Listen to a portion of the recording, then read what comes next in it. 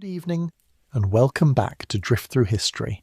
There is a particular kind of story that history produces only rarely, one that has everything. A story with holy war and financial genius, with castles on cliffs above the sea and dungeons below ground, with warrior monks who took vows of poverty and somehow ended up owning half of Europe, with a king who destroyed them out of greed and a pope who let it happen out of fear, and with a set of mysteries that 700 years of scholarship and 10,000 amateur conspiracy theorists have never quite managed to put to rest. Tonight we're going to tell that story, the story of the Knights Templar, an institution born on the streets of Jerusalem in the aftermath of the First Crusade, grown into something so powerful and so strange that the medieval world could not quite decide whether it was a gift from God or a threat to everything it had built, and destroyed in a single Friday morning in October 1307 in one of the most audacious acts of state violence in the history of medieval Europe. This story has almost everything you could want from a night like this. It will take a while to tell it properly, and I intend to tell it properly. So before you get comfortable, take a moment to like the video and subscribe, only if you genuinely enjoy what we do here, and I mean that. And as always, I would love to know where in the world you're listening from tonight. Drop your city and your local time in the comments below. There is something quietly comforting about knowing that this story is drifting over different latitudes and time zones simultaneously, settling gently over people who will never meet but are here tonight for the same reason. Now, dim the lights. Let the room go soft. Maybe turn on a fan for that low background hum. Find a comfortable position and let your shoulders drop.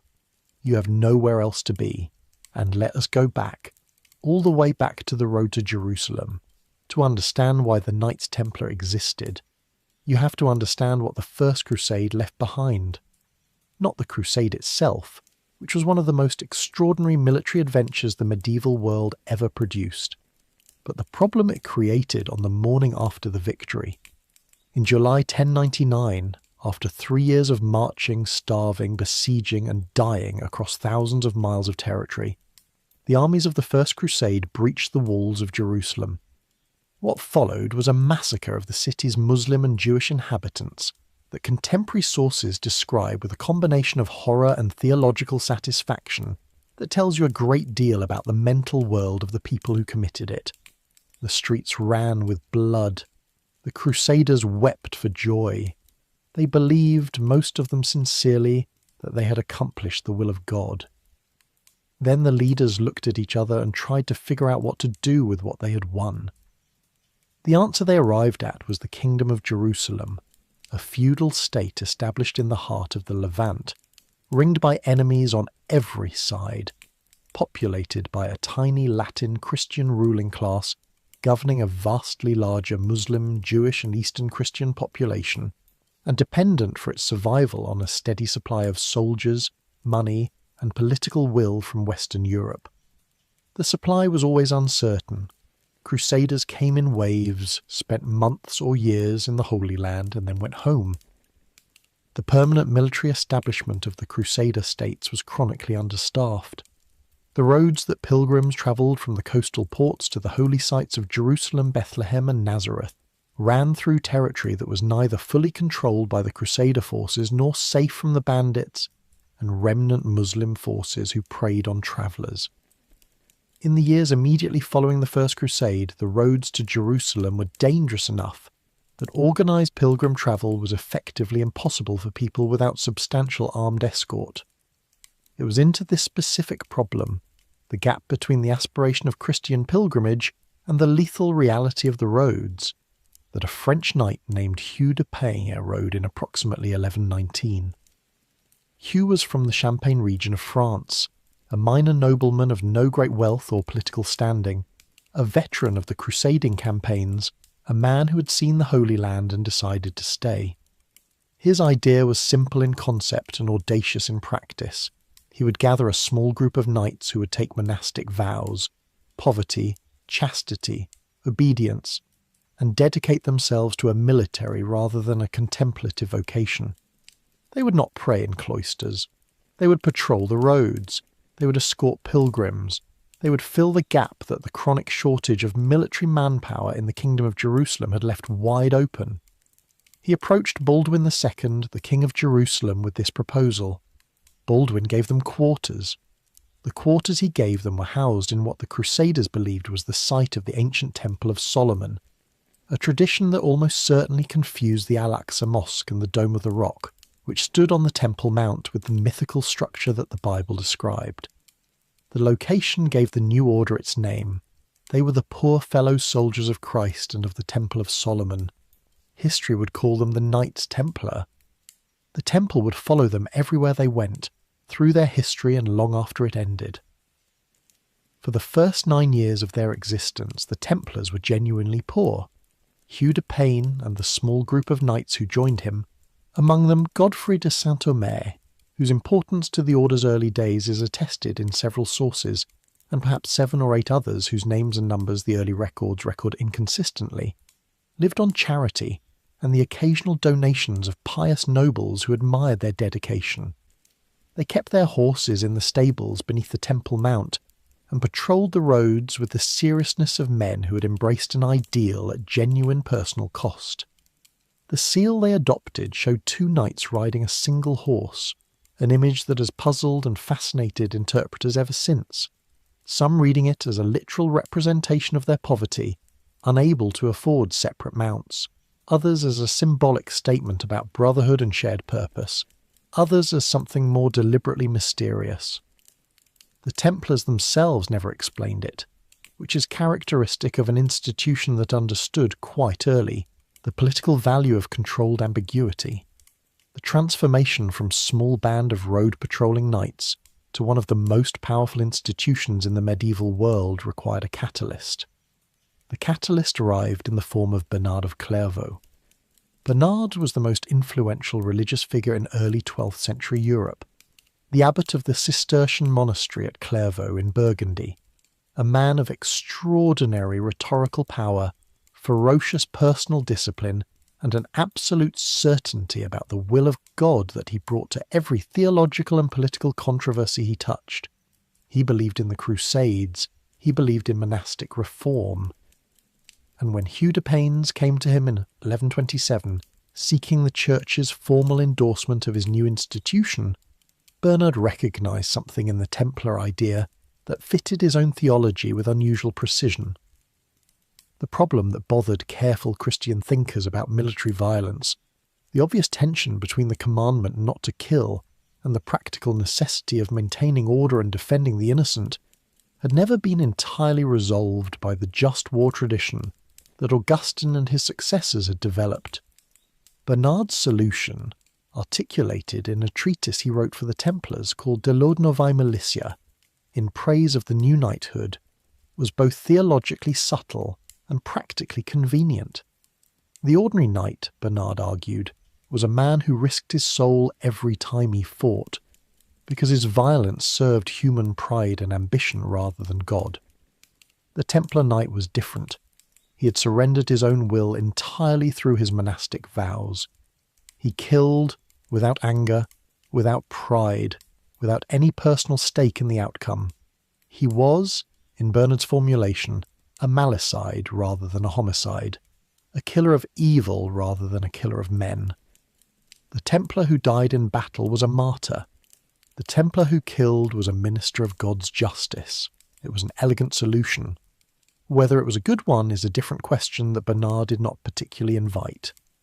In 1129, the Council of Troyes gave the Templars formal recognition as a religious order and provided them with a rule, the Latin rule, later expanded, that governed every aspect of their daily life. The rule specified their dress, the white mantle that distinguished full brother knights, with the red cross added after 1147. It governed when they ate, what they ate, how they prayed, how they managed their horses, how disputes between members were to be resolved, and the precise conditions under which a brother could be expelled from the order. It was a document that combined the spiritual rigour of Cistercian monasticism with the practical requirements of a military institution operating in the field. Sergeants, non-noble members who served in a military or administrative capacity, wore black or brown rather than white. Chaplains handled the liturgical and sacramental life of the order's communities. Craftsmen and servants rounded out the institutional establishment. The Templars were not merely a band of knights.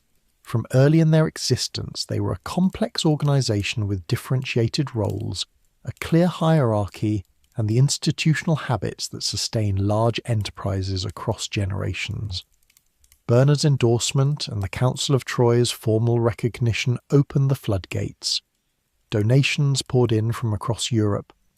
Wealthy nobles who could not themselves crusade, or who felt the weight of unchosen sins pressing on their consciences, gave land, farms, mills, vineyards, towns, and money to an order that offered in return the spiritual association of holy warriors whose prayers and military service would benefit their donors' souls. The theological logic was familiar from the broader monastic tradition.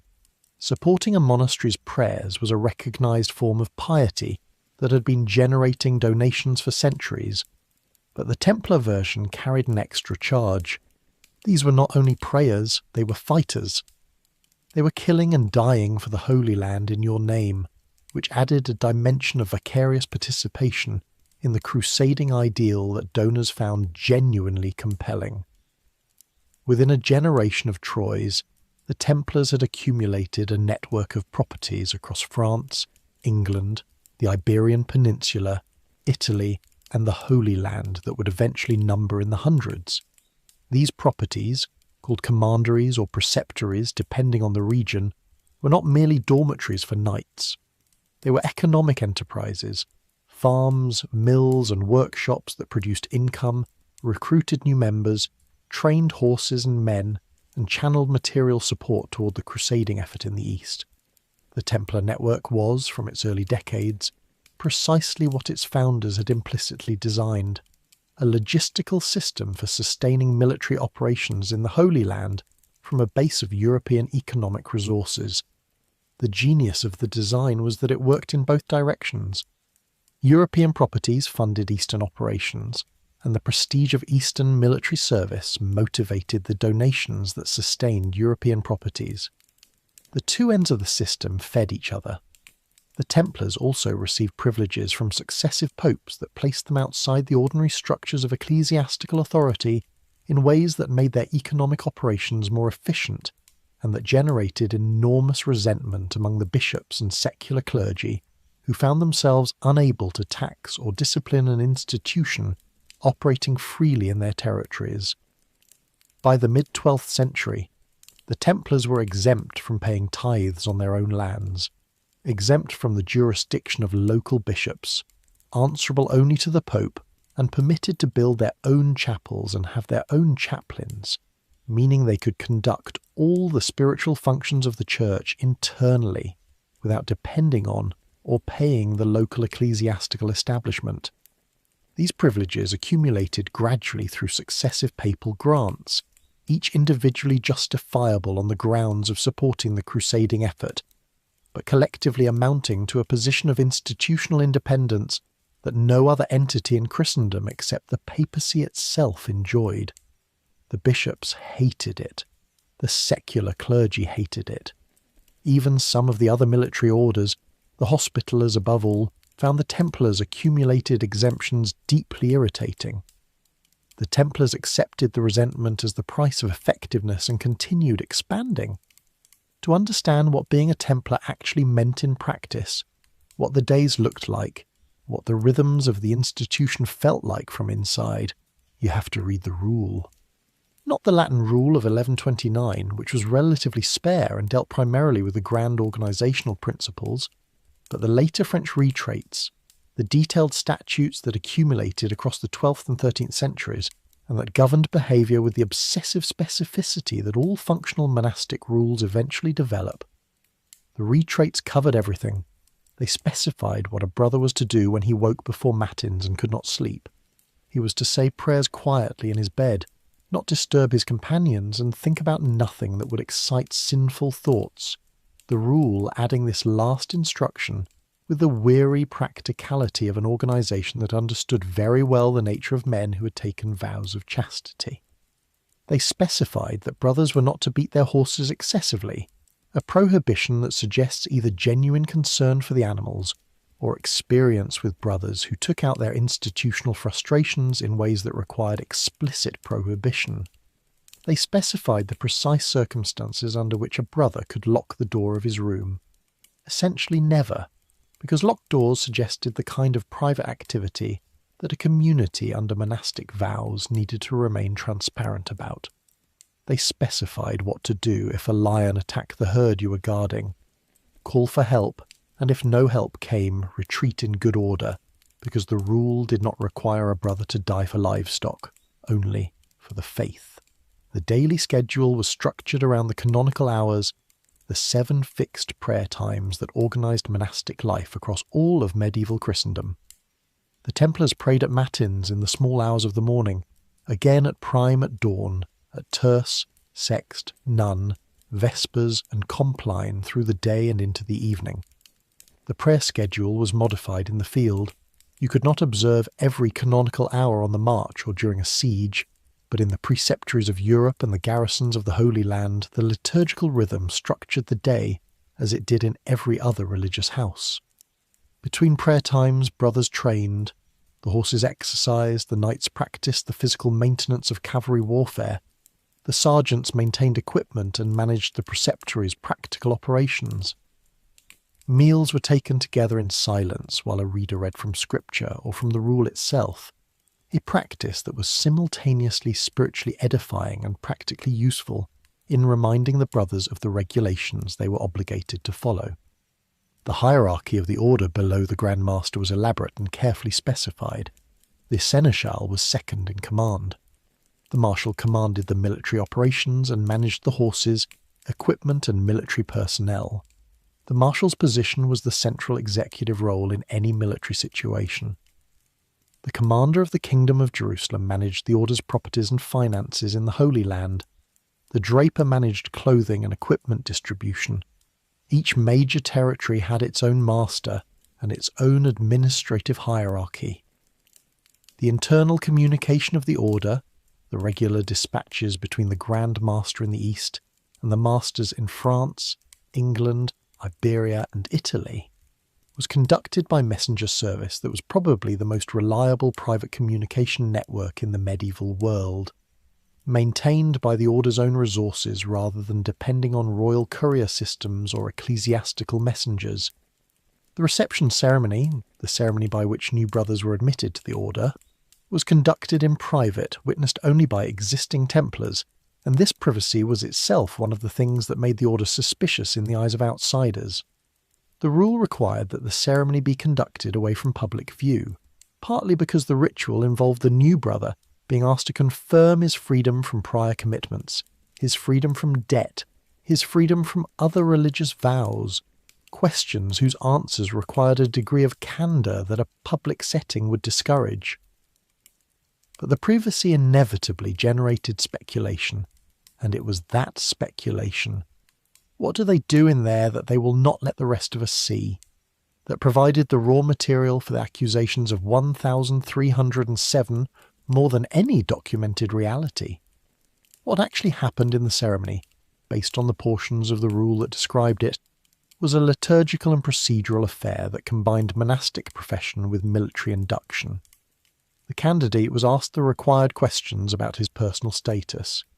He was warned about the severity of the life he was choosing, the rules specifying with some emphasis that the order's brothers slept on hard beds, ate poor food, wore rough cloth, and faced death regularly, a description that was accurate rather than rhetorically exaggerated. He was asked to confirm his understanding that the order's poverty, chastity, and obedience were genuine conditions of membership rather than symbolic gestures. He was invested with the white mantle. He was welcomed into the community with the kiss of brotherhood. The ceremony was then closed, with the rule specifying that nothing discussed within it was to be repeated outside. It was this last provision, confidentiality about a ceremony that outsiders could not attend, that metastasized under Philip's inquisitors into claims of obscene kisses and ritual denial of Christ. The Templars' relationship with the Islamic world in the Holy Land was far more complex and far more interesting than the straightforward enmity of crusading ideology suggested. 2 centuries of coexistence, warfare, negotiation, and trade in the Levant produced a Byzantine web of relationships that defied simple categorization. Templar commanders negotiated truces with Muslim rulers when the military situation made fighting unwise. Templar diplomats conducted the sophisticated back-channel communications that the Crusader states needed to survive in a region where their political position was always precarious. Individual Templars learned Arabic, which was operationally necessary for anyone managing relationships on the frontier, and for gathering the intelligence that kept garrisons alive in contested territory. The Templar fortress of Bagras in the Amarnis Mountains maintained relationships with the local Armenian Christian population and the adjacent Muslim territories simultaneously, a miniature of the broader diplomatic environment in which the order operated. The Assassins, the Nizari Ismaili branch of Shia Islam, whose mountainous strongholds in Syria and Persia made them a significant independent power in the Levant, had a particularly interesting relationship with the Templars. The Assassins at various points paid tribute to the Templars for their properties in the mountains near Templar-controlled territory, a protection arrangement that acknowledged the order's local power without implying broader submission. There were diplomatic exchanges, rumours of theological discussions, and at least one celebrated occasion when an assassin envoy arrived at the court of the King of Jerusalem with what appeared to be a genuine proposal of conversion to Christianity, an offer that was interrupted, according to the Chronicle of William of Tyre, by a Templar knight who murdered the envoy on the road, apparently in the belief that the conversion would be diplomatically inconvenient for the order's existing tribute arrangements. Whether the story is true in detail is uncertain. That it was believed, and believed to be characteristic of Templar institutional behaviour when institutional interests conflicted with the broader Crusader project, is itself historically significant. The first decades of Templar military activity in the Holy Land established the pattern that would characterise their operations for nearly 2 centuries. They took on the tasks that the Kingdom of Jerusalem's chronically undermanned military establishment could not reliably perform, garrisoning castles on the frontiers, patrolling the roads, providing the disciplined heavy cavalry that pitched battles required, and serving as a permanent professional corps around which the Crusader forces assembled when major campaigns were organised. Their performance in the field was, by the standards of the time, excellent. Templar knights were trained to hold their formation under fire, to wait for the order to charge rather than breaking discipline when the battle excitement took them, and to fight to the death rather than surrender, a discipline that made them terrifying opponents, and occasionally, as we will see, suicidally inflexible commanders. The castles they garrisoned and built across the Crusader states were among the finest military architecture of the medieval world. Château Pèlerin, also known as Atli, constructed on a promontory on the Palestinian coast after 1218, was built to a standard of defensive engineering that incorporated the most advanced thinking of its era. Massive concentric walls, towers projecting far enough from the walls to allow flanking fire along the entire face of each defensive line, a water-filled moat on the landward side, and a position on the sea that meant the garrison could be supplied by ship even during a complete landward siege. It was never taken by assault. When the Templars abandoned it in 1291 following the fall of Acre, they did so voluntarily, the last piece of Latin territory in mainland Palestine evacuated in good order rather than lost in battle. The castle still stands in partial ruin on the Israeli coast near the modern city of Atlit, its enormous stones as heavy and permanent as the day they were placed. The Templar fighting rule, the retraits, the detailed regulations governing military conduct, specified with considerable precision how knights were to behave in combat. They were not to break formation without explicit command from the marshal. They were not to charge or retreat without orders. If the Templar banner, the black and white Beauséant that served as the order's battle standard, was still flying, every Templar in the field was obligated to rally to it regardless of personal danger. If the Beauséant fell, they were to rally to the nearest Crusader standard. only if every Crusader banner on the field had fallen were individual Templars permitted to use personal judgment about withdrawal. The effect of these rules was to create a unit that anchored the formation of any army it fought alongside, refusing to break even under conditions that would have caused ordinary feudal cavalry to scatter. The effect was also to create a unit that suffered catastrophic losses when the battle turned against it, because the rules of the retreats made organised withdrawal very difficult in practice. At the Battle of La Fourbaye in 1244, the Templars lost approximately 300 knights in a single engagement, a number that represented a significant fraction of the Order's total military strength at any given time. They refilled the ranks and continued. The evolution of the Templars from warrior monks into something more complex began with a practical problem. Moving large sums of money from Europe to the Holy Land was one of the most dangerous and logistically challenging aspects of the crusading enterprise. Gold and silver were heavy, conspicuous, and attractive to robbers at every point on the long journey from France or England to the coast of Palestine. A pilgrim or crusader who converted his assets to coin before leaving home faced the constant risk of losing everything to thieves, shipwreck, or simple misfortune along the way. The Templars, who had preceptories across Europe and a major establishment in Jerusalem, found themselves in a position to offer a solution that was both practically elegant and financially revolutionary. The mechanism worked something like this. A pilgrim or crusader arriving at a Templar preceptory in France could deposit a sum of money and receive in exchange a document, a letter of credit, that could be presented at a Templar house in the Holy Land and redeemed for the equivalent value, minus a service fee. The money itself never needed to travel. What travelled was the document, and documents were far easier to carry, to hide and to protect than bags of coin. The Templars were not, it should be said, the inventors of the basic concept. Islamic merchants had been using similar instruments, the suftaja, in their commercial networks for centuries, and the Templars almost certainly developed their system partly in response to, and partly in imitation of, instruments they encountered in the Levantine trade world. But in the context of medieval Western European finance, which was still largely operating on the assumption that wealth meant physical possession of coin, the Templar letter of credit was genuinely transformative. It was also enormously profitable. The service fees accumulated across thousands of transactions into revenues that significantly supplemented the donations and agricultural income from the Order's European properties.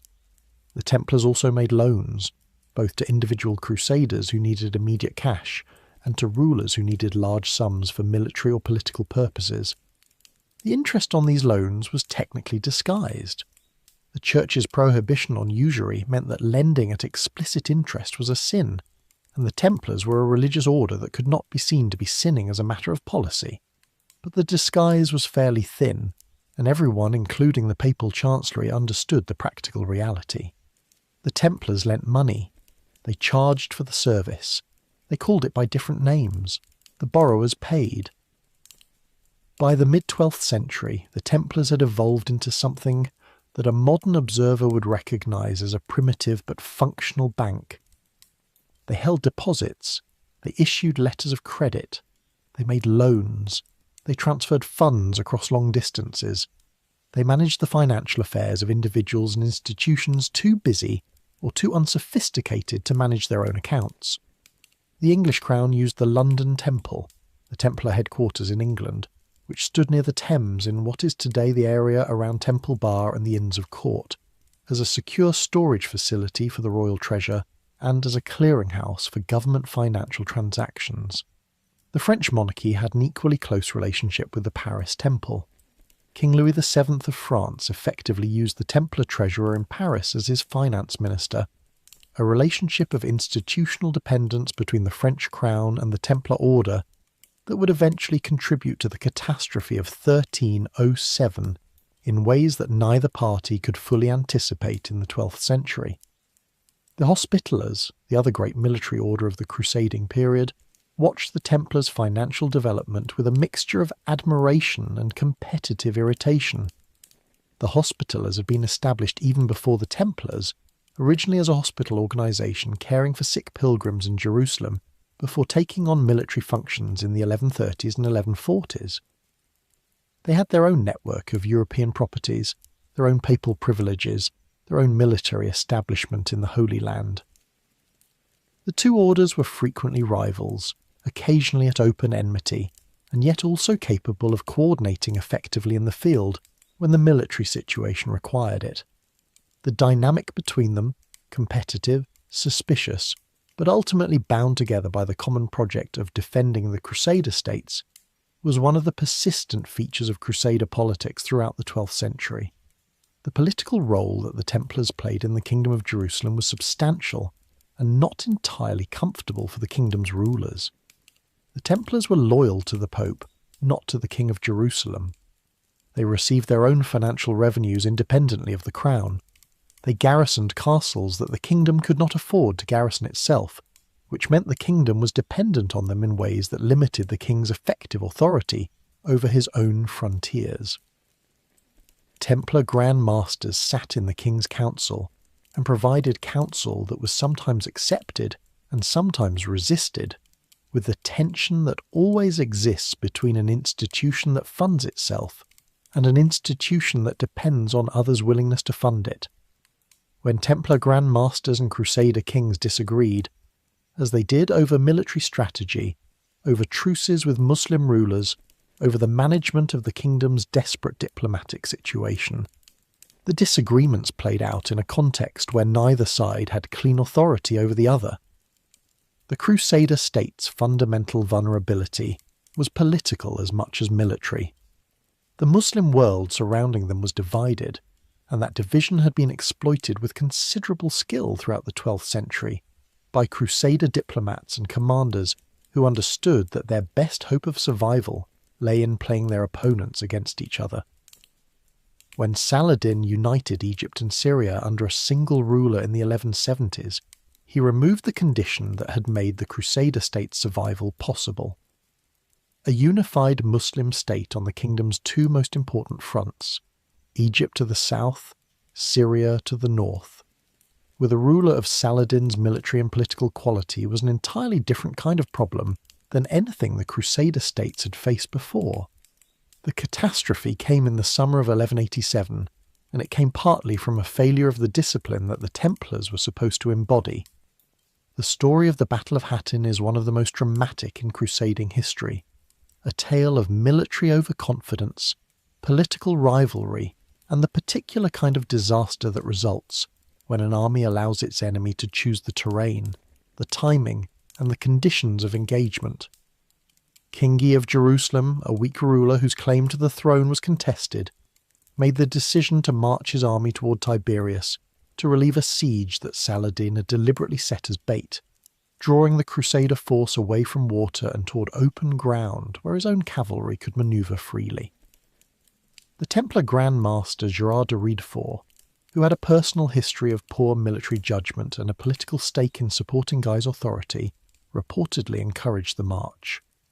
Other councillors, including Raymond III of Tripoli, who understood Saladin's strategy, counselled against it. Guy marched. Saladin surrounded the Crusader force in the waterless hills above the Sea of Galilee and held it in place through a hot July night, burning the dry scrub to add smoke to the army's thirst, picking off stragglers with light cavalry, preventing any breakthrough to the lake below. By the morning of July 4th, the Crusader army was held on the twin peaks known as the Horns of Hattin. The name comes from the Arabic, referring to the shape of the ridge, and fighting under conditions of thirst and exhaustion that made their tactical situation essentially hopeless. The infantry broke first, climbing the hill and refusing to come back down when the mounted knights tried to rally them. The cavalry charged repeatedly and was unable to break the encircling Muslim forces. The red tent that Saladin had pitched on the hill to observe the battle stayed standing, a sign his centre had not broken, through charge after charge. In the early afternoon, the Templars around King Guy made a final effort that came close enough to Saladin's tent to make him catch his son when the boy started to panic. Then it was over. The prisoners taken at Hattin included King Guy, the true cross that had been carried into battle as the Kingdom of Jerusalem's most sacred relic, and a large number of Templar and Hospitaller knights. Saladin's response to the ordinary noble prisoners was chivalrous in the contemporary understanding of the word. He released Guy, ransomed others, and treated most captives with the consideration that the code of warfare between Muslim and Christian rulers had developed over decades of interaction. The Templars and Hospitallers he handled differently. He had them all executed, offering each the choice of converting to Islam, a choice that none of them accepted, and then having them killed by the Sufi scholars and volunteers from his entourage who had asked for the honour. He explained the decision in terms that were consistent with his own strategic understanding. Ordinary knights could be ransomed and would return to their farms and their families. Templar and Hospitaller knights would be ransomed and returned to the battlefield. They were, in his assessment, professional killers of irrecoverable commitment. He was correct about that. He killed them accordingly. Jerusalem fell in October 1187, 3 months after Hattin. Saladin's entry into the city was conducted with a deliberate restraint that contrasted pointedly with the massacre of 1099. The Muslim population was protected. The Christian civilians were given 40 days to raise their ransoms. The churches were converted to mosques. The Templar headquarters in the Al-Aqsa Mosque, from which the order took its name, was reconsecrated for Islamic worship. The Kingdom of Jerusalem had effectively ceased to exist. A coastal strip of cities and ports remained in Crusader hands, the most important being the fortified city of Tyre, whose defence by Conrad of Montferrat prevented a complete collapse. But the political entity that the First Crusade had established was gone, and the question was whether it could be rebuilt. The Third Crusade, which brought Richard I of England to the Levant in 1191, answered that question partially. Richard's campaign was probably the most competent military operation the crusading movement ever produced. Disciplined, logistically sophisticated, and commanded by a general who understood the Levantine environment well enough to fight effectively in it. The Templars served as the backbone of the order of march on the famous coastal advance from Acre to Jaffa, walking in formation on the seaward side of the column where they could be resupplied by the fleet, absorbing arrow fire from Saladin's harassing cavalry without breaking discipline, waiting for the moment Richard had designated to turn and charge. At Arsuf, where the decisive engagement of the campaign took place, it was the Hospitaller knights at the rear of the column who eventually broke formation under unbearable provocation from the trailing Muslim cavalry, charging before the order was given. Richard, furious at the breach of discipline, adapted his tactics in real time and turned the unauthorized charge into a victory by supporting it with the main cavalry. Saladin withdrew. The coast to Jaffa was open. Jerusalem, which Richard reached twice within sight and withdrew from twice, because he judged the political situation insufficient to hold it even if taken, remained Muslim. A treaty gave Christian pilgrims access to the holy sites. The crusading states in the coastal cities survived, reduced and dependent. The Templars continued. The 13th century was the period of the Templars' greatest power and their most interesting contradictions. They were simultaneously the most professional military force in the Crusader states, and the organisation most likely to undermine a campaign by pursuing institutional interests that conflicted with the overall strategy. They were the most financially sophisticated institution in Western Christendom, and the one most consistently accused of putting financial calculation ahead of spiritual obligation. They were the most rigidly disciplined military order in the Levant, and the one whose Grand Masters most frequently made catastrophic, independent decisions without adequate consultation. Understanding these contradictions requires understanding what the order had become by the mid-13th century. The Templar Grand Master of the 13th century was one of the most powerful figures in the medieval world, commanding an institution with military forces across 2 continents, financial resources that exceeded those of most European kingdoms, and legal privileges that placed him outside the authority of every ruler except the Pope. The man who held this office was elected by a complex procedure designed to prevent any faction within the order from controlling the outcome. a procedure so cumbersome that it sometimes produced leaders acceptable to everyone precisely because they were strong enough to offend no one, which is not the same thing as being strong enough to lead effectively under pressure. The Grand Master served for life and could not be removed by any earthly authority except the Pope. His decisions on military and diplomatic matters were final within the order, subject to no appeal. He ran the most complex multinational organisation in the medieval West, with the institutional tools of a monastic community: meetings, deliberation, collective decision-making, in situations that often required the speed and clarity of military command.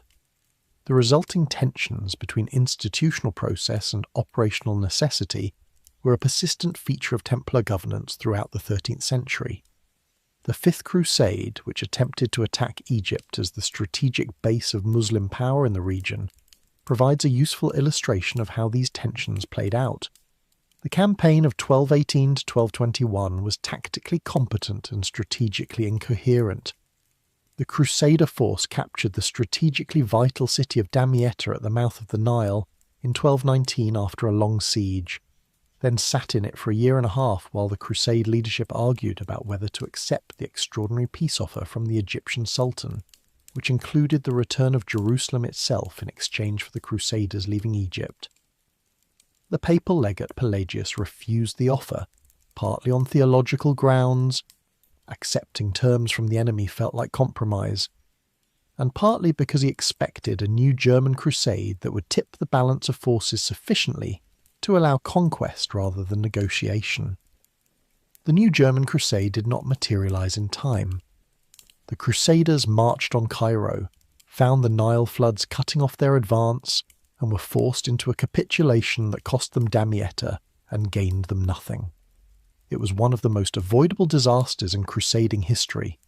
The Templars participated throughout, serving in the fighting without being particularly responsible for the strategic decisions that wasted the campaign's gains.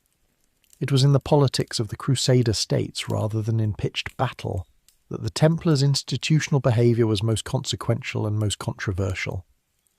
The orders, the Templars and Hospitallers above all, had become permanent fixtures in the political life of Outremer, which was the name Crusaders used for their collective eastern territories, meaning simply the land overseas. Their castles, their revenues, their military manpower, and their papal privileges made them de facto co-rulers of a kingdom whose nominal monarchs were usually distant, disputed, or both.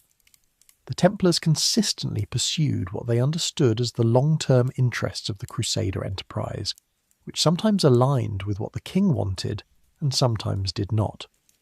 Their opposition to Frederick II during his crusade of 1228 to 1229 illustrates the problem with particular clarity. Frederick II, Holy Roman Emperor, had been promising a crusade for over a decade while managing a complex political situation in Europe that kept delaying his departure. He finally arrived in the Holy Land under excommunication. He and the Pope were in the middle of a fierce political quarrel, which meant that technically a crusade led by an excommunicated man had no spiritual validity.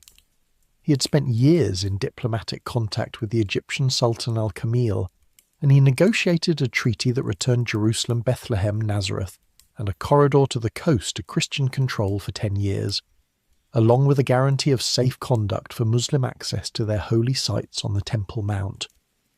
By any rational strategic assessment, it was a remarkable achievement. The Holy City recovered without a battle. The Templars refused to cooperate with his campaign, operating in the field near him but not under his command, maintaining a studied distance that made their institutional hostility clear. The Patriarch of Jerusalem was furious at the treaty. Local Crusader nobles were divided. The compromised nature of the arrangement, Jerusalem recovered but the Temple Mount left in Muslim hands, Muslim access guaranteed, the city's defences left incomplete, struck many as insufficient, theologically contaminated by the excommunication, and strategically fragile. They were probably right about the strategic fragility. Jerusalem was lost again in 1244, permanently this time, without ever having been properly fortified. The failure of the Crusader states to maintain cohesive political governance in the 13th century was not primarily the Templars' fault. The fundamental problem was that Outremer was governed by a feudal aristocracy that had developed a remarkably sophisticated set of legal constraints on royal authority, the Assizes of Jerusalem, a body of customary law that gave the nobility extensive rights of resistance to royal decisions, and that had no reliable mechanism for resolving disputes between its major institutions when they disagreed about strategy. The Templars, the Hospitallers, the Teutonic Knights, the Italian merchant communes, the local baronage, and the distant crowned heads who occasionally showed up with crusading armies all pursued their own interests with a competitive intensity that made coordinated response to external threats consistently difficult. That the Crusader states survived as long as they did under these conditions is in some ways more remarkable than their eventual fall. Louis IX of France, the king later canonised as Saint Louis, led 2 crusades and was as close to an ideal crusading king as the 13th century produced. He was personally brave, organisationally capable, genuinely pious without the theological pride that had destroyed the Fifth Crusade's diplomatic opportunities, and willing to spend enormous resources on a project he understood as a religious obligation. The Seventh Crusade of 1248 to 1254 was the best prepared and best funded crusading expedition since the First Crusade. The Templars supported it fully and fought in it with the professionalism the order had always brought to campaigns led by competent commanders. It failed anyway. Egypt proved too large, too well supplied, and too competently defended. Louis was captured at the Battle of Fariska in 1250, an extraordinary event, a crusading king of France taken prisoner in Egypt and ransomed at enormous cost. He spent years in the Holy Land afterward, supervising the fortification of the coastal cities before returning to France when family crisis demanded his presence. He tried again in 1270, died of disease outside Tunis before the campaign properly began, and was buried where he fell. The crusading impulse that he embodied better than almost any other medieval ruler died with him, not completely, but with a quality of conviction that subsequent crusades never quite recovered. The fall of Acre in 1291 was the event that finally and definitively ended the Latin presence in the Holy Land, and the Templars were in the thick of it until the very end. Acre was the last major Crusader city, the commercial and administrative capital of what remained of the Crusader states, a dense and prosperous port city where the various factions of Outremer, the military orders, the Italian communes, the local baronage, had spent the previous decades feuding with the same creative intensity they had brought to every political question in the region. When the Mamluk Sultan al-Ashraf Khalil arrived with his army in the spring of 1291, the city's defenders, including substantial Templar and Hospitaller forces, fought with genuine determination against overwhelming numbers. The walls held for several weeks. The breakthrough came when a section of the outer wall near the accursed tower gave way, and Mamluk forces poured through. The fighting in the streets was intense. William de Beaujeu, the Templar Grand Master, was killed during the defence, struck by an arrow or a javelin through a gap in his armour. As he fell, some of those around him reportedly thought he was retreating. He told them, with what the chronicle describes as calm, that he was not retreating because he was dead. The last stand of the Templars in Acre took place in their fortress, the Templar compound at the southwestern corner of the city on the sea. A group of survivors, including civilians who had taken refuge there, held out for 10 days after the rest of the city had fallen. The Mamluk commander eventually negotiated a surrender agreement with a small Templar garrison. When his soldiers entered the compound and began assaulting the women and boys inside, the Templars killed them. The negotiations collapsed. The Mamluks undermined the foundations of the tower housing the Templar garrison. It collapsed, killing everyone inside, Templar knights, Mamluk soldiers and civilians together. The Templars evacuated what they could by sea. The city was demolished. The Crusader states were over. The question that now faced the Templar order was both practical and existential. Their entire institutional identity had been organised around the defence of the Holy Land. They had taken vows to that purpose, built their organisational structure around it, justified their extraordinary privileges to successive popes on its basis. The Holy Land was gone. What were they for? The answer that Templar Grandmasters began working out in the years after Acre was twofold. First, Cyprus, where the Templars had their new headquarters, could serve as a base for future reconquest. Second, the Order's European properties and financial operations could be reorganised to support the sustained effort that genuine reconquest would require. The discussion of how to reorganise the military orders after the fall of Acre, whether to merge the Templars and Hospitallers into a single unified order, whether to reform their internal governance, whether to focus on Iberian crusading against the Moors of Spain rather than the distant and expensive enterprise of recovering Palestine, was a genuine and sophisticated strategic debate that occupied the papacy, the Order's leadership, and thoughtful observers across Europe for the decade and a half between Acre and the arrests of 1307. What the Templars were not doing, in any serious or systematic way, was the things they would be accused of doing. But we will come to the accusations. First we need to understand the man who made them. Philip IV of France, known to history as Philip the Fair, the epithet refers to his looks rather than his character, though the sources disagree on whether his character deserved any better name, was the most able and most ruthlessly calculating monarch of his generation.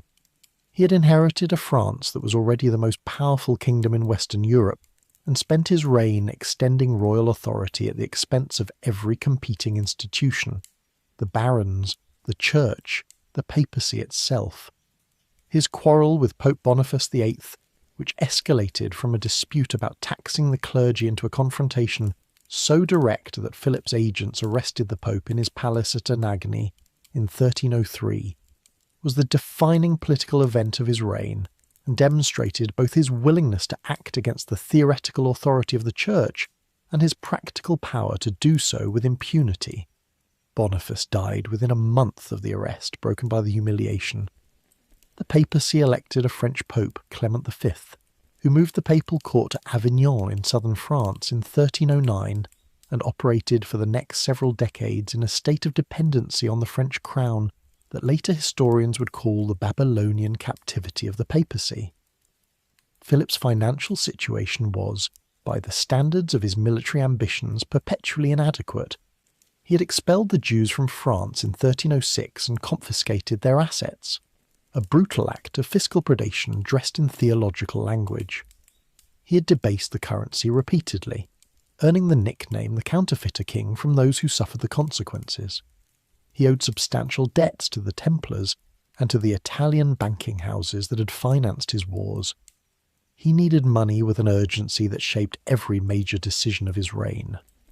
When he looked at the Templar order, its enormous wealth, its network of properties across France, its treasury in the Paris Temple, its peculiar institutional independence that placed it outside royal taxation and royal justice, he saw a solution to a problem that had occupied his attention for years.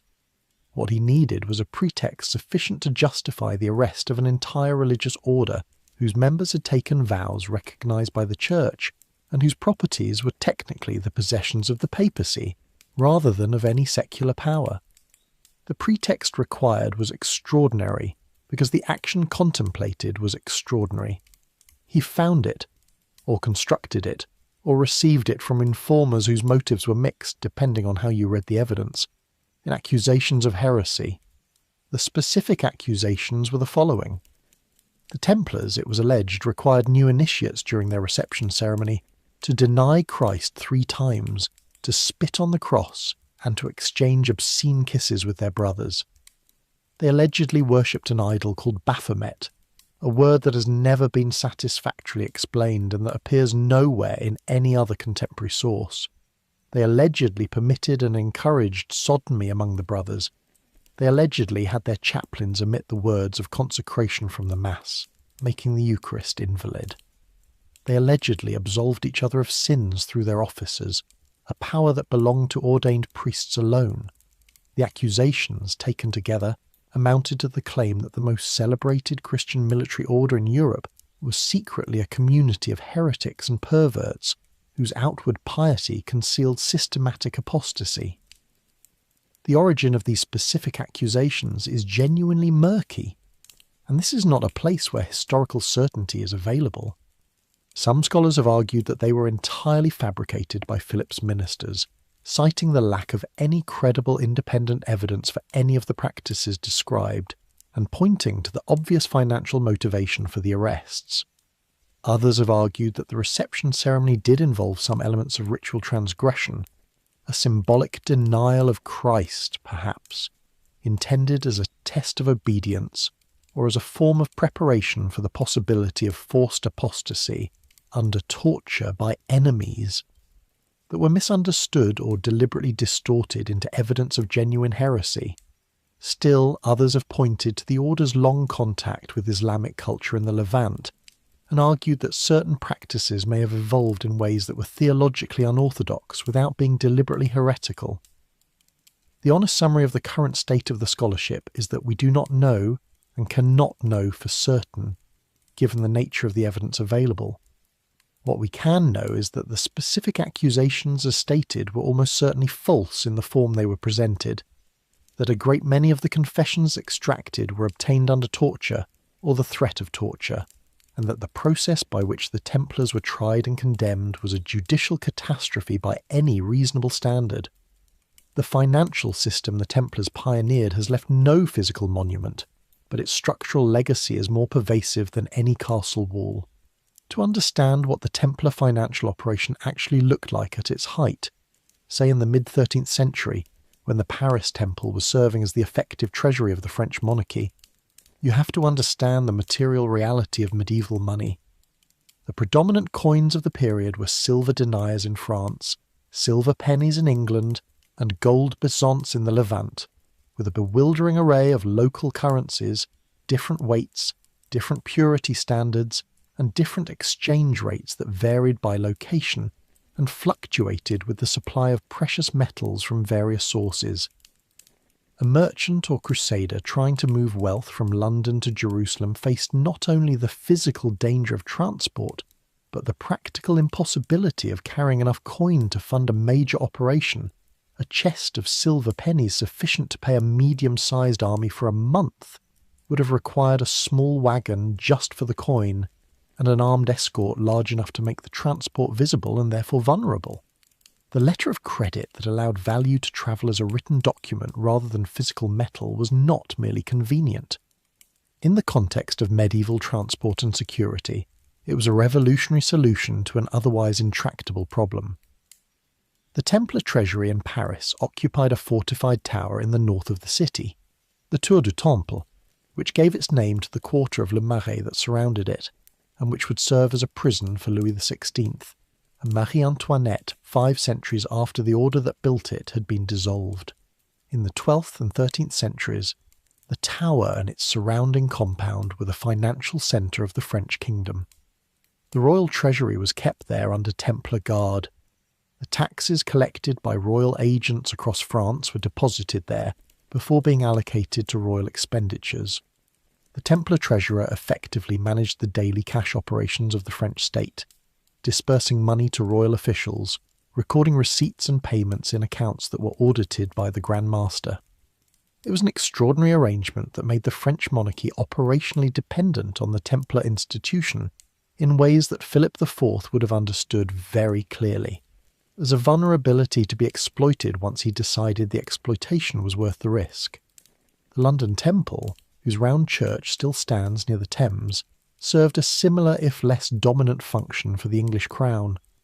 The Master of the Temple in England sat in Parliament, one of the ecclesiastical lords who participated in the governance of the realm. Royal treasure was deposited at the Temple. The order negotiated loans to English kings and managed the accounts of crusaders who needed their English assets converted into portable credit before departure. When Richard I was ransomed from his Austrian captivity in 1192, 150,000 marks of silver, the largest ransom in English medieval history, the Templars and Hospitallers played a central role in managing the collection and transfer of funds across the international network required to assemble and pay a sum of that magnitude. The experience demonstrated, in the most visible possible way, that there was exactly one institution in the Western world with the network, the credit, and the operational capacity to move that kind of money safely across European distances. It was the military order. The Templar preceptories that dotted the English countryside were, to the people who lived near them, a familiar and often useful part of the local landscape. The preceptory at Temple Brewer in Lincolnshire, the preceptory at Cressing Temple in Essex, the large establishment at Eagle in the same county. These were working agricultural enterprises managed by Templar sergeants and servants, producing wool, grain and livestock that fed the order's treasury and its members.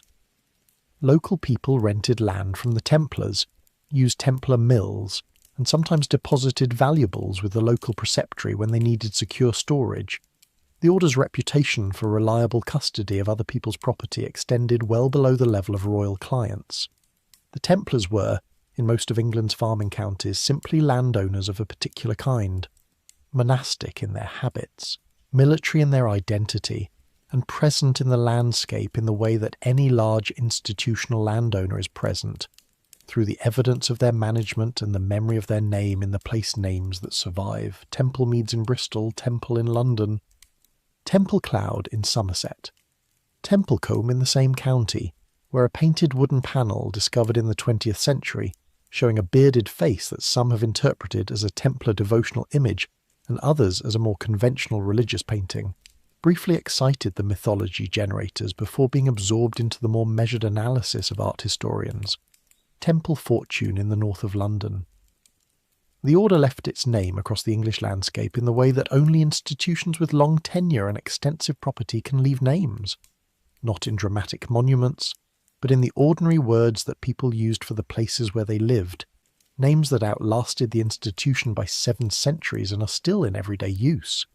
In France, the footprint was even larger. The order's properties in Champagne, in Normandy, in the south, the commanderies of the Langue of France that provided the largest single block of Templar resources anywhere in Europe, created a network of institutional presence that permeated the French agricultural economy from the mid-12th century to the arrests of 1307. The wine-growing regions of Burgundy included Templar estates. The grain-producing plains of the Beauce had Templar mills. The river crossings of the Loire had Templar-maintained infrastructure. None of this was dramatic in the way that crusading battles were dramatic, but it was the material foundation without which the crusading battles could not have been sustained, and it represented 2 centuries of careful institutional management that built an organisation far more robust than its origins. 9 knights in a stable under the Temple Mount would have suggested was possible. The Templar involvement in the broader European political world went beyond financial service. The order's houses served as diplomatic neutral ground, places where parties in political conflict could meet under the implicit protection of an institution that was technically allied with no secular power and that had a practical interest in maintaining relations with everyone. The Paris Temple hosted sensitive negotiations between the French crown and its opponents on multiple occasions. The London Temple was used for similar purposes in English politics. The Grand Master was regularly called upon to mediate disputes between Crusader factions and occasionally between European powers. The order's reputation for disciplined neutrality, making it useful as an intermediary even in conflicts far removed from the crusading theatre. This diplomatic utility brought the Templars into the company of every significant ruler in the medieval West, and into knowledge of the most sensitive political information of their era. They knew who was in debt to whom. They knew which alliances were genuine and which were diplomatic pretense. They knew the financial position of every major monarch who had used their services, which by the late 13th century meant virtually every major monarch in Europe. This knowledge was, from the perspective of someone like Philip IV, simultaneously an asset. The Templars' financial competence was genuinely useful and a threat. An institution that knew this much, that operated outside royal taxation and royal justice, that was answerable only to a pope who was increasingly dependent on French political support, was an institution whose continued existence required ongoing management. Philip managed it in the most decisive way available to him. Philip moved on October 13th, 1307. The date was a Friday, and the fact that the arrests happened on a Friday the 13th has passed into folk memory as the origin of that date's ill reputation, a claim that historians treat with justified scepticism, since the superstition about Friday the 13th appears to have no clear documented connection to the Templar arrests before the 19th century. But that reflects the event's place in the popular imagination. In the pre-dawn hours of that morning, sealed orders were opened simultaneously across France by royal officials who had been instructed to act immediately and simultaneously to prevent any Templar from escaping the net. The coordination required was remarkable. France had nothing like a national police force. The operation depended on royal officials in dozens of locations receiving and acting on identical instructions at the same moment, which in 13th century terms required the orders to have been distributed and held in secrecy for some period before the arrests. The operation succeeded. Nearly all of the Templars in France were arrested in a single morning. The prisoners were interrogated by royal and inquisitorial officials over the following weeks and months. Torture was authorized and used. The confessions extracted were numerous and in the context of inquisitorial procedure legally significant. Jacques de Molay, the Templar Grand Master who had come to France for the planned funeral of Philip's sister-in-law and who had been staying as an honoured guest of the king in the Paris temple, confessed to the charges. Other senior officers confessed. Ordinary brothers confessed in enormous numbers. The confessions were not uniform. Different individuals described the practices differently, with variations that a careful reader could interpret either as the natural variation of genuine testimony or as the inconsistencies that result when a large number of people are inventing accounts under pressure. Philip, who had cannily moved before seeking papal authorization for the arrests, confronted Clement V with a fait accompli. The Pope was furious at the procedural violation. The Templars were under papal jurisdiction and could not be arrested by a secular monarch without papal authority, but was in no position to simply demand their release. He sent legates. He issued letters of protest. He suspended the inquisitorial proceedings. He issued instructions that the arrested Templars be transferred to papal custody. Philip ignored the instructions and continued the interrogations. The process that followed over the next 7 years was one of the most legally and theologically complex proceedings the medieval papacy had ever conducted, and it produced outcomes that satisfied no one involved. The individual experiences of the Templars caught in the net of Philip's arrests varied enormously, depending on where they were, what rank they held, and what choices they made in the interrogation rooms. Some brothers confessed quickly and completely, whether from conviction that the charges were partially true, from genuine psychological collapse under the threat of torture, or from a calculated assessment that cooperation offered the best chance of survival. Some confessed and then reclaimed their confessions with equal speed when the opportunity arose, producing the legal category of the relapsed heretic that the inquisitorial procedure treated as the most serious possible category of offender. Some died during the proceedings, not executed but dead from the conditions of imprisonment, which for elderly men held without adequate food or medical care across multiple years were lethal enough without requiring direct violence. The interrogation methods used were the standard toolkit of the medieval Inquisition, which had been developed over the preceding century for use against the Cathar heretics of southern France, and which was refined by the 13th century into a system of considerable sophistication. The first stage was psychological pressure, the confrontation with the charges, the list of names of brothers who had already confessed, the offer of mercy to those who cooperated. The second stage was the threat of torture, which the inquisitorial procedure required to be presented formally and specifically before being applied. The third stage was the application of the strappado, suspension by the wrists bound behind the back, a technique that could dislocate the shoulders and that produced acute pain without immediately visible injury, or other methods approved under canonical law. The fourth stage was the formal recording of the confession thus obtained, its reading back to the prisoner, and its attestation under seal. What makes the Templar trial confessions particularly difficult to evaluate is that a significant number of the brothers who confessed under these conditions maintained their confessions after the torture had ended, in formal proceedings before ecclesiastical commissions, when they were not under immediate duress. This is the detail that historians who argue the charges were entirely fabricated have the most difficulty explaining away. Psychological research on false confessions, a field that did not exist in the medieval period but that has developed considerable sophistication in the modern one, suggests that a significant proportion of people who make false confessions under severe duress subsequently maintain those confessions even after the immediate pressure is removed, partly from the disorientation that extended imprisonment produces, and partly from a kind of investment in the false account that makes retraction psychologically more difficult than continuation. The Templar case, viewed through this lens, is consistent with a process that produced large numbers of false confessions, maintained by people who had been psychologically broken by the interrogation process, rather than by people who were telling the truth about genuine institutional practices. The provincial councils that Pope Clement called to determine the fate of Templars in their respective regions produced wildly different outcomes, which is itself revealing. In the British Isles, where the arrests had been less complete and the inquisitorial process was conducted with less rigour, the commissions found essentially nothing of substance against the order. In Cyprus, where the Eastern Templars had gathered, the proceedings produced minimal confessions.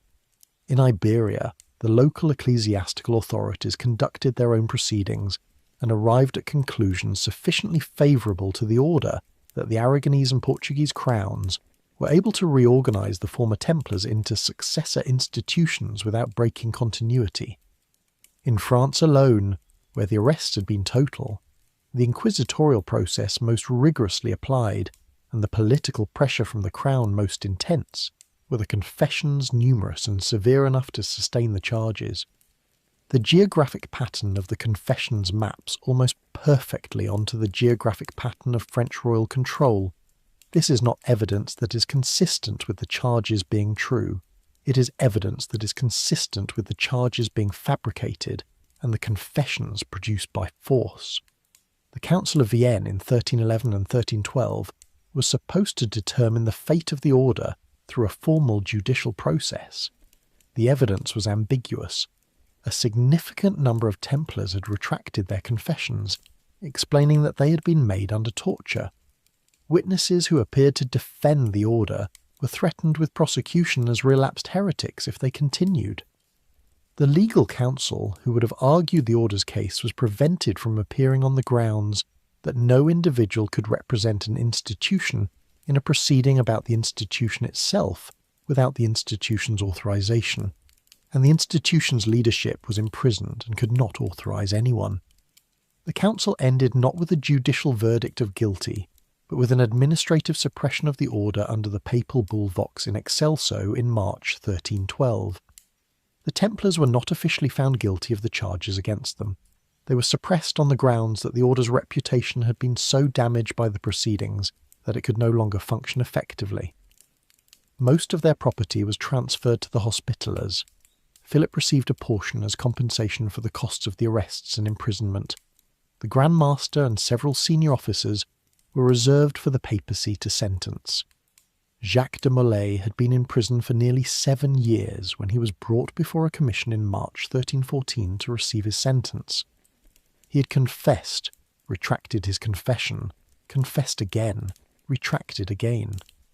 A cycle that reflected either genuine uncertainty about the order's guilt, strategic calculation about what confession would mean for the order's fate, or the psychological dissolution that 7 years of imprisonment following a lifetime of institutional certainty produces in a man of 70. When the commission read out the sentence of life imprisonment that Philip's advisers had arranged, something shifted in Molay. He stepped forward. He declared that the charges against the order were false. He declared that the confessions had been made under torture and were without validity. He declared that the order was pure and its rule holy. It was an act of retroactive courage, or perhaps simply of clarity that arrives when there is nothing left to lose, that redeemed something of what had been yielded during the long years of capitulation. The commission recessed to consider this unexpected recantation. It constituted, under inquisitorial law, a relapse into heresy. Having confessed and then withdrawn the confession while still being considered guilty, Molay had technically relapsed, and relapse meant one thing. That evening, on a small island in the Seine called the Île aux Juifs, Philip IV had Jacques de Molay and Geoffrey de Charnay, the preceptor of Normandy, burned alive. Molay died slowly. The chronicles that describe the scene give him various final words, none of which can be verified and most of which reflect later tradition. The most famous of these, that he summoned Philip and Pope Clement V to appear before God within a year, became one of the most celebrated of the medieval period's deathbed curses. Whether he said it or not, the facts obliged. Clement V died within a month, Philip IV within a year. The coincidence was noted by everyone and explained by each according to their own theology. The Templar trial produced immediate practical consequences and long-term historical effects of very different kinds. The immediate practical consequences were, in most respects, relatively limited. The Hospitaller Order received a substantial portion of Templar property in France, England, and other countries. The transfer was not instantaneous or complete, and local rulers found numerous reasons to delay, dispute, and in many cases simply absorb property that had been intended for the Hospitallers. Philip kept more than he was supposed to. Other monarchs followed his example. The former Templars themselves were dispersed, not executed in any systematic way. The sentence of the Council of Vienne provided for pensions and accommodation in former Templar houses for the ordinary brothers, and faded into the general population of former religious over the following years. In Iberia, the situation was more complicated. The kingdoms of Aragon, Castile, and Portugal, where the Templars had played a significant military role in the ongoing wars against Muslim Granada, and where the military order's tradition remained strategically essential, handled the suppression with varying degrees of reluctance. In Aragon, a new order, the Order of Montisa, was created specifically to absorb the former Templars and their property. In Portugal, the Templars were essentially reconstituted as the Order of Christ, maintaining their personnel, their properties, and most of their functions under a new name that avoided the taint of the French proceedings. The Order of Christ in Portugal is one of the more interesting institutional continuations in medieval history. It received the Templar properties and many of the former Templar personnel. It maintained the maritime and navigational expertise that the Templars had developed in their operations along the Iberian and Atlantic coasts.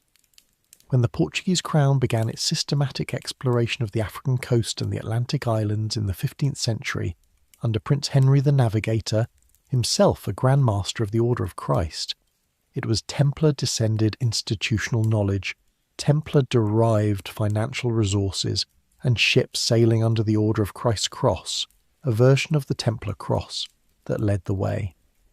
This is not myth-making about a secret continuation of the order.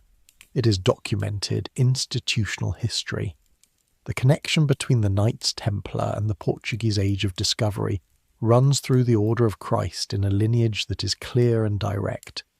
In Scotland, where the Templar arrests had been less systematically prosecuted under a king at odds with the papacy, tradition holds that Templar refugees played a role at the Battle of Bannockburn in 1314, where Robert Bruce defeated the English forces of Edward II.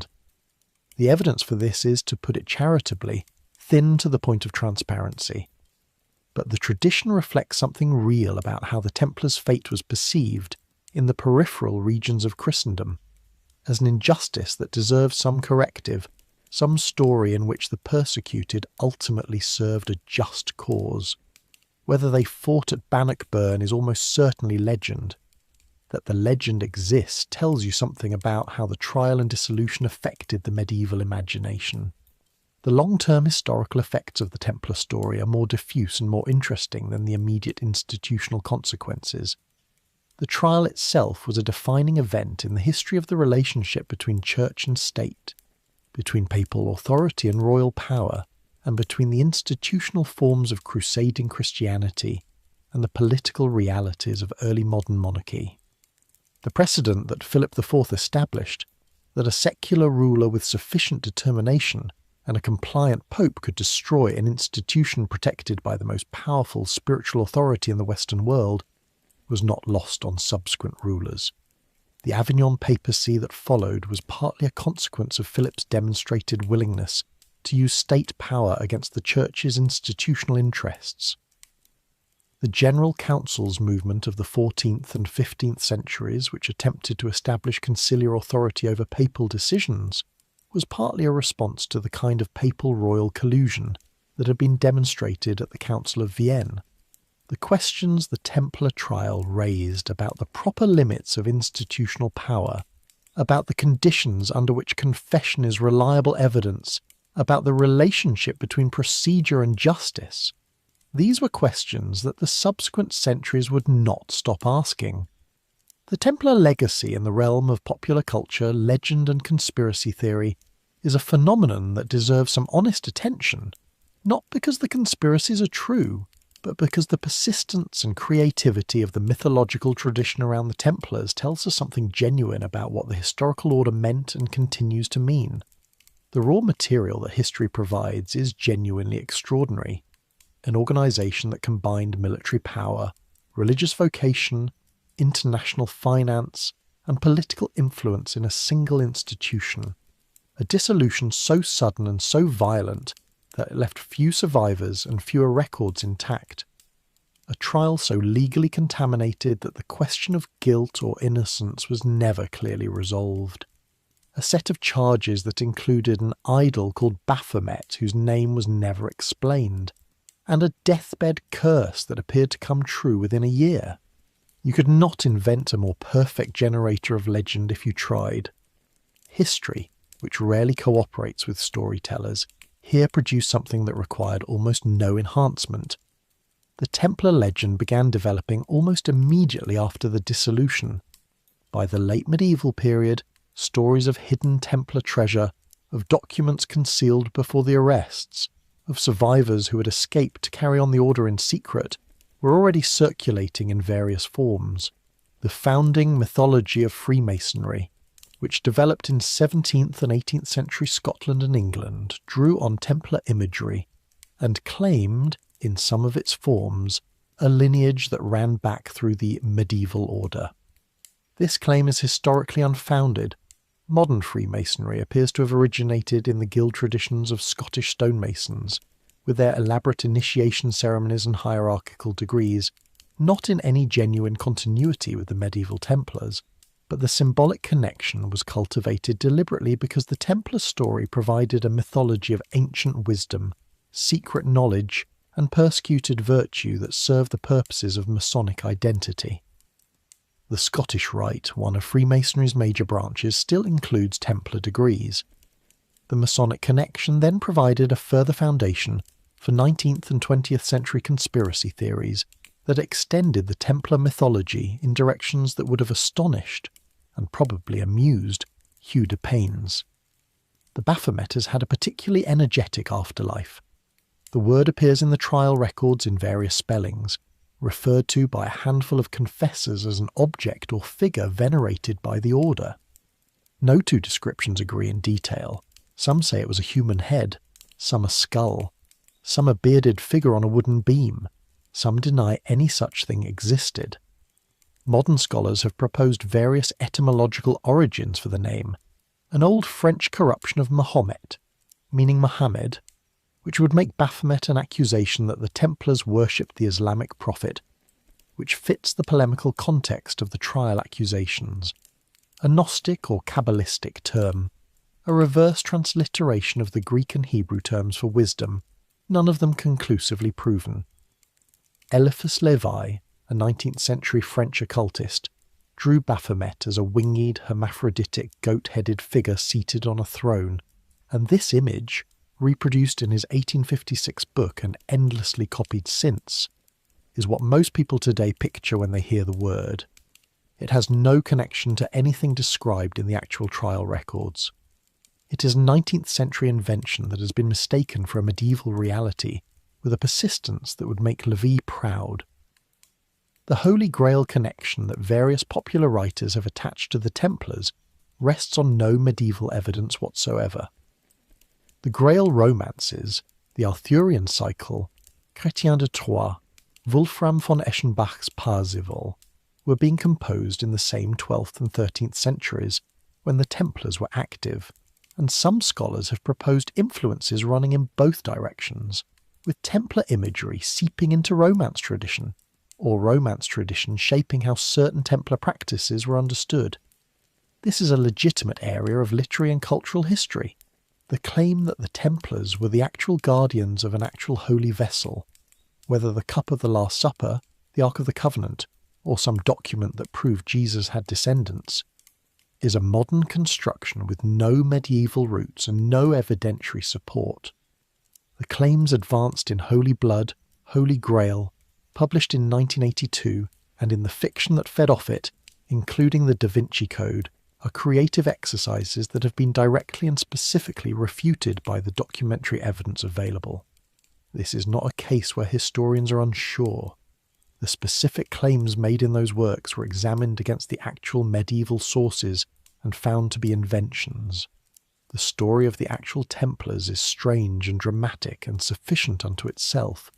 It does not need assistance from materials that have no basis in fact.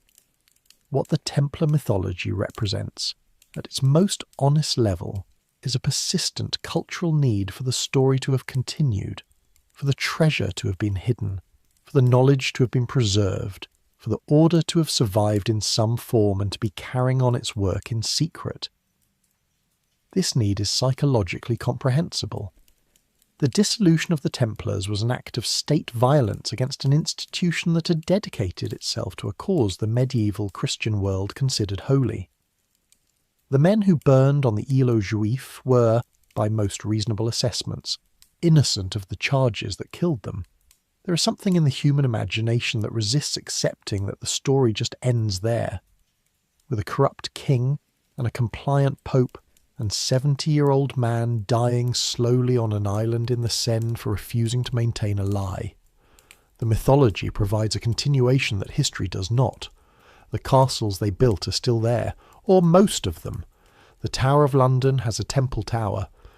The Temple Church in London, one of the finest examples of Norman round church architecture in England, still stands near the Thames, its nave a rotunda modelled on the Church of the Holy Sepulchre in Jerusalem, its floor studded with the effigies of Templar knights in stone who have been lying there since the 12th and 13th centuries. In Paris, the Tour du Temple, where Jacques de Molay spent the last years of his life, and where the French royal family would later be imprisoned during the Revolution, was demolished in the early 19th century, but the name of the quarter still carries the memory. The Castelo dos Templarios in Tomar, Portugal, the great fortress and convent of the Templars in Iberia, rebuilt and expanded by the Order of Christ, stands in remarkable preservation and contains the extraordinary Manueline window, one of the finest examples of that ornate late Gothic style, covered in nautical imagery that connects the maritime heritage of the Order to the discoveries of the Portuguese explorers. The Chateau Pellerin at Atli still rises from its promontory above the Israeli coast, its massive stones unbroken, the greatest Templar fortress never taken by assault. The Iberian Peninsula was the theatre in which the Templars proved most immediately useful to rulers who had an ongoing military need for disciplined professional soldiers and who controlled enough territory and revenue to reward that service generously. The Reconquista, the centuries-long Christian military campaign to retake the peninsula from the Muslim kingdoms that had controlled most of it since the early 8th century, was, in its 12th and 13th century phase, a project that shared the ideological framework and much of the institutional infrastructure of the Holy Land Crusades.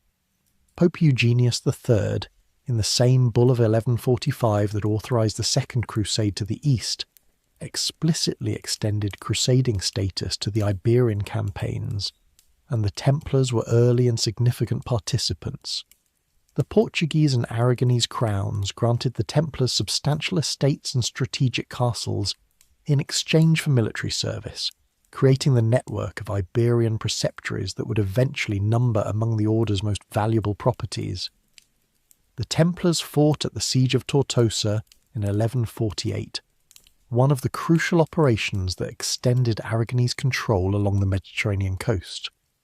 They garrisoned frontier castles in Portugal in the territories between the Christian north and the Muslim south, providing the permanent professional force that kept the border stable between the larger campaigns.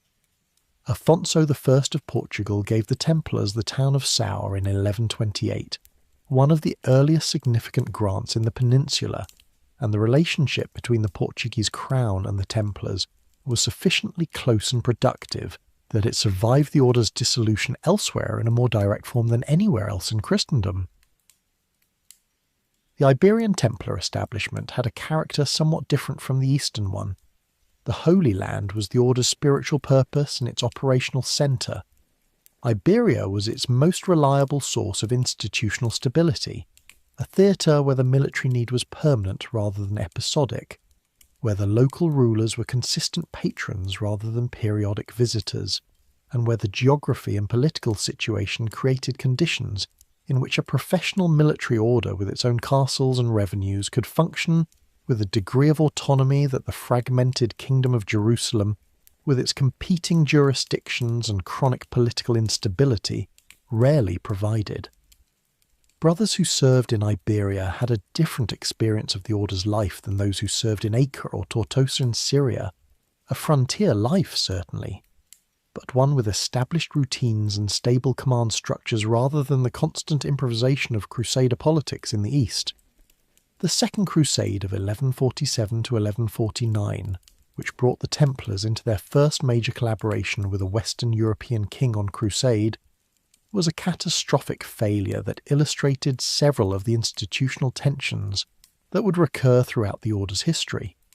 King Louis VII of France, who led the French contingent, placed his army under Templar direction for the march through Anatolia after the French forces had suffered badly from Turkish harassment during their own undisciplined advance. The arrangement worked for a time. The Templars' ability to maintain march discipline even under fire was exactly what the French army needed, but broke down at the Meander River when the vanguard advanced too far without maintaining formation and was caught by the Turks with heavy losses. The crusade reached Antioch and then Jerusalem, attempted a siege of Damascus that was abandoned under circumstances the sources describe differently, but that all agree were humiliating, and returned to Europe having accomplished essentially nothing. The political fallout included accusations that the Templars had been bribed by the Damascenes to abandon the siege, accusations that Louis appears to have credited, however briefly, before the practical implausibility of the charge and the lack of any concrete evidence discouraged further pursuit. The charge was almost certainly unfounded, but its appearance reflects a pattern that would recur in the complex and murky politics of Crusader diplomacy, where truces and negotiations with Muslim rulers were sometimes strategically essential and sometimes profoundly controversial. The Templars' willingness to engage in the pragmatic calculations that long-term presence in the Levant required made them vulnerable to accusations of corruption, or worse, by observers whose crusading ideology was more pure and whose understanding of the local situation was less complete. The gap between crusading idealism and Levantine reality was one of the persistent structural tensions of the movement, and the Templars inhabited that gap more fully than almost any other institution. The personalities that the order produced across 2 centuries are worth knowing individually, because institutions are ultimately made of people, and the Templar institution produced people of extraordinary variety. Robert de Craon, the second Grand Master who served from 1136 to 1149, was the man most responsible for building the institutional framework that the order's first decade had only sketched. The papal privileges that defined the Templars' unique position, the exemptions from local ecclesiastical authority, the right to retain a portion of the spoils of war, the freedom to conduct burial services for excommunicated persons who repented at the end, were accumulated largely under his grand mastership through a sustained effort of diplomatic cultivation at the Roman Curia that required both the personal connections and the institutional patience of a man who understood that lasting institutional power is built in chanceries as much as on battlefields. Odo de Saint-Amand, Grand Master from 1171 to 1179, represents a different type. The warrior Grand Master whose institutional judgment did not always keep pace with his personal courage. He captured Saladin in a night raid in 1179, a stunning tactical achievement that he then effectively surrendered by refusing to negotiate his own release when he was captured in a counter-engagement the same year, on the grounds that a Templar brother was forbidden to pay ransom and that his life belonged to God and the Order rather than to himself. He died in a Saladin prison, possibly of poor treatment, possibly of stubbornness, possibly of a combination of the two that was entirely characteristic of the institution he led. His refusal of ransom was, from the rule's perspective, entirely correct. From the perspective of an order that needed his experience and judgment on the deteriorating situation in the Holy Land, it was a considerable loss. William of Beaujeu, Grand Master from 1273 to 1291, was probably the most diplomatically sophisticated Grand Master the order ever produced, and he presided over the institution during the decades of its final effort to maintain the Crusader states. He conducted negotiations with the Egyptian Sultan that were so close to a working accommodation that the Crusader barons who resented the pragmatism murdered his messenger and repudiated the arrangement he had been building. He organised the defence of Acre with the professionalism that his entire career had demonstrated. He died at the walls. He had understood better than most of his contemporaries what was coming, and had spent his Grand Mastership trying to prevent it with the diplomatic and military tools available to him. The tools were not sufficient. The story does not always reward the most capable participants. The Second Crusade also introduced to the historical record one of the most significant documents in the Order's early history, though it was not recognised as such at the time. The Templar master in Jerusalem, Everard de Bar, personally negotiated with the Byzantine Emperor Manuel I Komnenos to secure safe passage and provisions for Louis VII's army as it passed through Byzantine territory.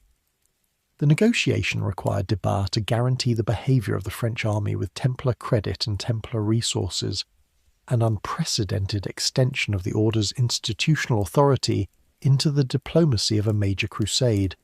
It demonstrated both the confidence that the Byzantine court placed in the Templars as a reliable counterparty, and the Order's own developing sense of itself as an entity, with independent diplomatic standing rather than merely a military adjunct to whatever crusading army was currently in the field. The financial system the Templars pioneered has left no physical monument, but its structural legacy is more pervasive than any castle wall.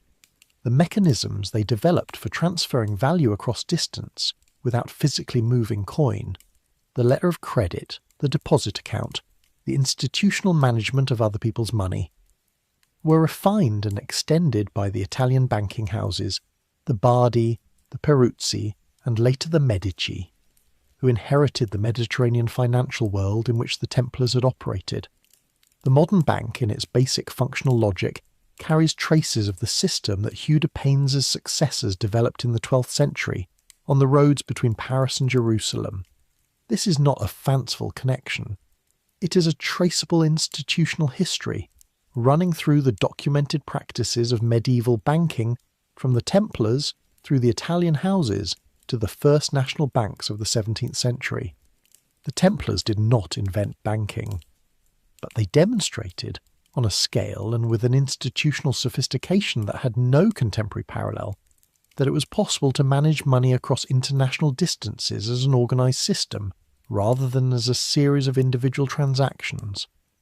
That demonstration was influential in ways that are still working themselves out. The question of what the Knights Templar actually were, beneath the mythology, beside the legend, at the level of the documented historical reality, is worth holding in your mind as the story settles around you. They were men who believed, with the sincerity of their time and the limitations of their time, that God wanted the Holy Land defended, and that they were the instrument of that defence, They were professionals who took pride in their competence and discipline, in a world where most military activity was the improvised product of feudal obligation rather than institutional training. They were administrators of considerable ability, who built and maintained a multinational organisation with no precedent in the world they inhabited. They were bankers who discovered the logic of credit and interest before the vocabulary for describing it was available. They were builders of castles so well engineered that some of them still stand 8 centuries after completion. They were participants in a brutal colonial enterprise that displaced and frequently massacred the people who lived in the lands they were defending, and that historical judgment on the crusading movement as a whole applies to them as fully as to anyone. They were men who died at the walls of Acre for a cause they had given their lives to, and men who died on an island in the Seine for refusing to accept a lie about themselves. The mystery that surrounds them is partly genuine. We cannot know everything about an institution that was destroyed rapidly and incompletely documented, and partly manufactured, the accumulation of 7 centuries of imagination, working on a story that genuinely does not have a fully satisfying ending. History does not always give us the endings we want. The Templars were destroyed. The man who destroyed them was Philip IV, who was motivated by debt and by a ruthless political calculation that proved correct in every immediate term.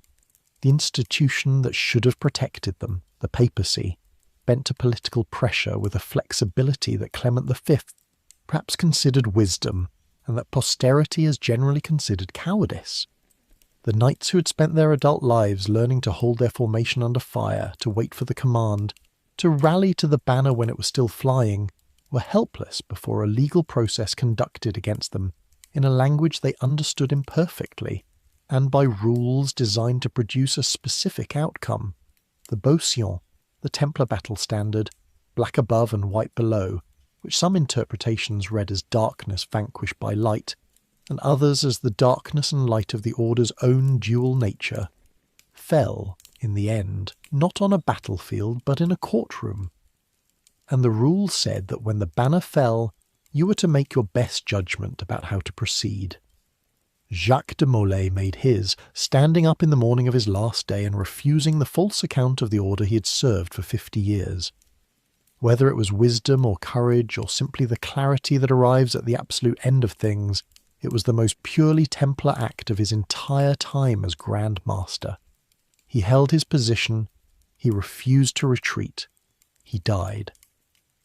It is worth pausing here, before the close, on what the Templars meant within the broader world of the military orders, because they did not exist in isolation, and placing them in that context clarifies both their distinctiveness and the institutional forces that ultimately destroyed them. The Hospitallers, the Teutonic Knights, the Order of Santiago, the Calatrava, the Alcantara, the proliferation of military orders in the 12th and 13th centuries was one of the most remarkable institutional developments of the medieval period, and the Templars were simultaneously the model that most of these orders followed and the most extreme expression of the ideal that they all embodied.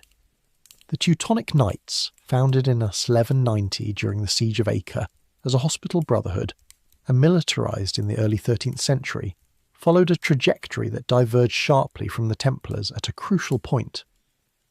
When the fall of the Holy Land deprived both orders of their primary theatre of operation, the Teutonic Knights pivoted with remarkable decisiveness toward the Baltic, where the Christianization of the pagan Prussian and Lithuanian peoples offered a crusading mission with geographic proximity to the Order's European base and the possibility of territorial acquisition that the exhausted Levantine enterprise no longer provided. By the late 13th century, the Teutonic Knights were governing a substantial territorial state in Prussia, and the Baltic, that would evolve into the Duchy of Prussia, and eventually into the kingdom whose capital was Königsberg. The Order's Grand Masters held court in the magnificent castle of Marienburg, which was, at the time of its construction, the largest brick castle in the world. The Teutonic Knights transitioned from a crusading order into a territorial power with a smoothness that the Templars, whose institutional identity was more purely and inflexibly defined by the Holy Land mission, were never able to replicate.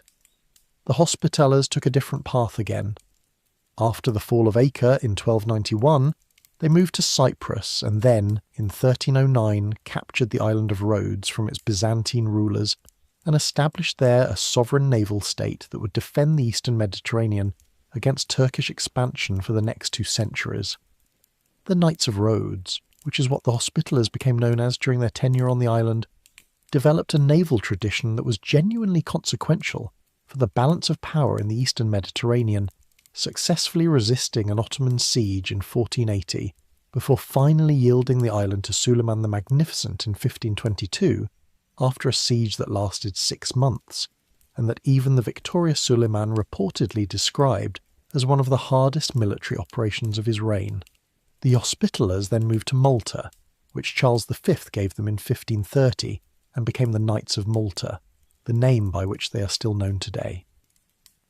The Sovereign Military Order of Malta still exists as an international organisation recognised by the United Nations, about as complete an example of medieval institutional survival as the historical record provides. The contrast between the Hospitallers' survival and the Templars' destruction is instructive. The Hospitallers had been smarter or luckier in several decisive respects. They had avoided the concentration of property and financial operations in France that made the Templars a target of particular interest to the French crown. They had maintained their hospital function alongside their military one, which gave their institutional identity a dimension of unambiguous public service that made them considerably harder to attack on theological or moral grounds. They had, through the fortunate accident of circumstance, been less deeply entangled in the personal financial dependencies of individual monarchs. And after Acre they had found a new mission, naval defence of the Mediterranean, that was visibly useful to the Christian world in ways that the Templars, still debating strategy in Cyprus, had not yet convincingly articulated. The Hospitallers' story is not a story of greater virtue. It is a story of better institutional positioning and a degree of good fortune at moments when fortune mattered enormously. The question of what the crusading movement was, and what it meant to the people who participated in it, is one that the Templars force you to confront directly, because they were the institution most completely defined by that movement. The Templars participated in the crusading enterprise at its most committed and most professional level, which means they participated in an enterprise that, by any modern moral assessment, included significant amounts of religiously motivated massacre, colonial dispossession, and the systematic violence of a holy war ideology that most contemporary ethical frameworks would find deeply troubling. This is simply true, and does not require qualification.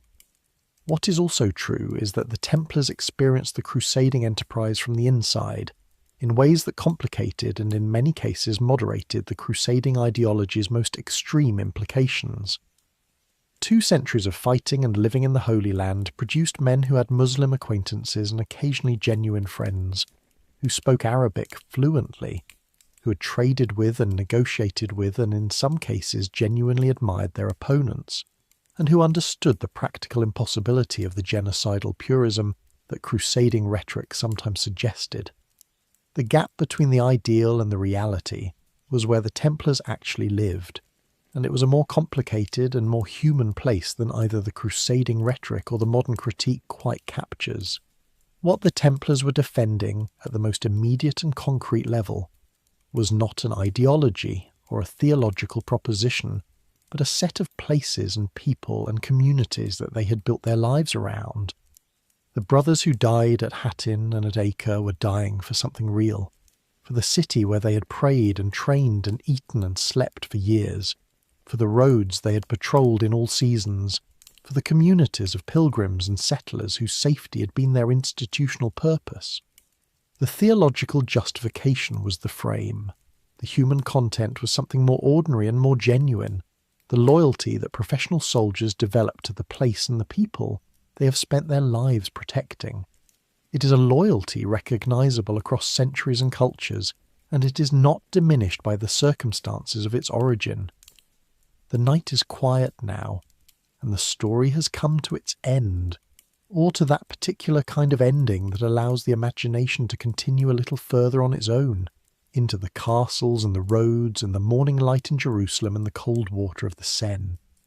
2 centuries of men who believed that the most important thing in the world was worth dying for, and who organised their entire lives around that belief with a thoroughness that no institution before or since has quite replicated in the same form. They were wrong about many things, in the way that people of any era are wrong about many things when measured against the moral understanding of a later time. They were right about one thing that their story demonstrates with a clarity that no amount of later mythology obscures, that what human beings build together, if they build it with enough conviction and enough discipline, can outlast the individuals who built it by centuries. The castles are still there. The financial logic is still operating. The cross is still on the window in Tamar. The effigies are still lying on the floor of the temple church, stone hands folded over stone swords, not going anywhere. Let that settle into the quiet around you now. The Bosphorus has gone dark and Jerusalem is sleeping, and the Seine moves past the island where the last Grand Master stood up and told the truth on the last morning of his life. The roads the Templars patrolled are roads now with different names carrying different traffic, but the roads are still there. The land is still there. History keeps going, which is either the most comforting or the most unsettling thing about it, depending on the night. Rest easy.